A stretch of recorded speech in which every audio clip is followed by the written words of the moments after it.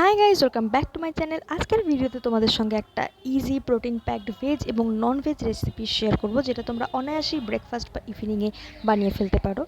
তো non veg রেসিপিটার জন্য প্রথমে আমি দুটো ডিম ভেঙে তার মধ্যে দুধ, আটা, সুইট কর্ন, লঙ্কা এবং নুন আর গোলমরিচ দিয়ে ভালো করে ফেটিয়ে নিয়ে একটা ফ্রাইং প্যান, যেখানে অল্প একটুখানি সর্ষের তেল নিয়েছি, যেটা গরম হতেই তার মধ্যে আমি পুরো ডিমের ব্যাটারটা দিয়ে দেবো।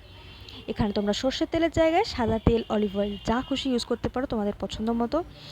সুইট কর্ন এবং আমি লঙ্কাটা দিয়েছি ভেজিটেবল হিসেবে, তোমরা এখানে পেঁয়াজ, গাজর যা খুশি ইউজ করতে পারো। আমার বাড়িতে সেই মুহূর্তে শুধুমাত্র সুইট কর্নই ছিল, তাই জন্য আমি শুধু সুইট কর্ন দিয়েছি।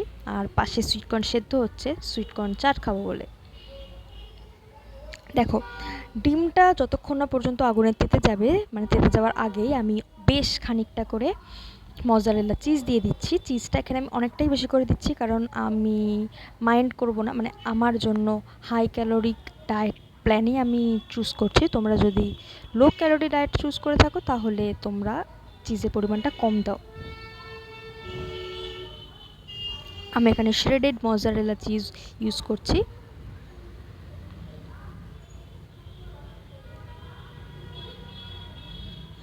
এইবারে জাস্ট ফ্রাইং প্যানটা ঢাকা দিয়ে দেবো, যাতে ডিমটা ভালো করে রান্না হয় এবং চিজগুলো মেল্টেড হয়ে যায়। এবং এখন আমি মাঝখানে 1 কিউব বাটার দিয়ে দিচ্ছি, জাস্ট টেস্টের জন্য আর একটু হেলদি ফ্যাট অপশানের জন্য। অবশ্যই তোমরা এগুলো স্কিপ করতে পারো যদি তোমরা লো ক্যালোরি খাবারের অপশান দেখে থাকো। এখন আমি ভেজ অপশানটা বানিয়ে নিচ্ছি। অল্প একটু আটা দুধ দিয়ে ভালো করে ঘেটে নেব। এটা হচ্ছে ভেজিটেবল অপশান। অল্প একটু আটা দুধ দিয়ে ঘেটে নেব এবং তারপরে আমি এখানে সুজি দেব।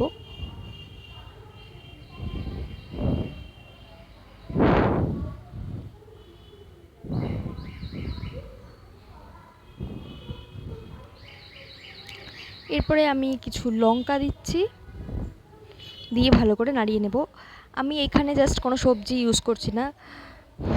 তোমরা চাইলে এখানে পেঁয়াজ, গাজর, টমেটো, ক্যাপসিকাম, মটরশুঁটি, তোমাদের কাছে যা যা সবজি আছে তোমরা ইউজ করতে পারো। এটা জাস্ট আমি খুব সিম্পল বানাচ্ছি, কোনো সবজি না দিয়ে। কিন্তু অবশ্যই এটার মধ্যে তোমরা যদি সবজি চাও তো দিতেই পারো।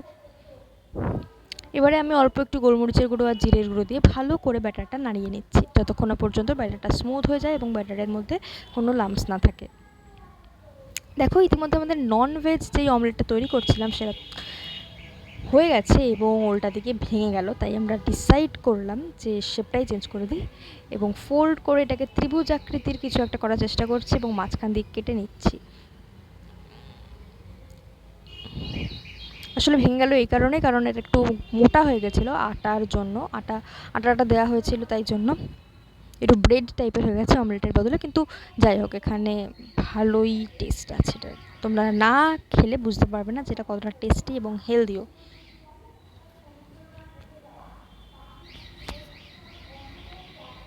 আমাদের নন ভেজ অপশান কিন্তু রেডি। এবারে আমরা ভেজ অপশানটা একটু বানিয়ে ফেলি। দেখো, ব্যাটারটা অলরেডি দেয়া হয়ে গেছে। এবারে অল্প একটু চিজ দিচ্ছি, কারণ এটা যার জন্য বানানো হচ্ছিলো সে বেশি চিজ পছন্দ করে না। জাস্ট অল্প একটু চিজ দিচ্ছি।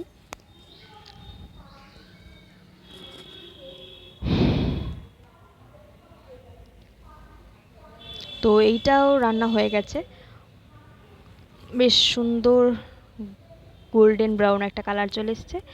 আর টেস্টের জন্য জাস্ট অল্প একটুখানি কেচাপ দিয়ে দিচ্ছি, এটা একেবারেই অপশনাল।